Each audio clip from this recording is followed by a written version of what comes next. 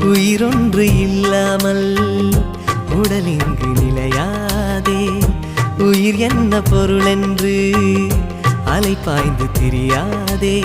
வாழ்க்கையின் வேர்களோ மிக ரகசியமானது. ரகசியம் காண்பதே நம் அவசியமானது. தேடல் உள்ள உயிர்களுக்கே தினமும் பசி இருக்கும். தேடல் என்பது உள்ளவரை வாழ்வில் ருசி இருக்கும். பாடல் போல தேடல் கூட ஒரு சுகமே. இசை பாடி வரும் இளம் காற்றுக்கு உருவமில்லை.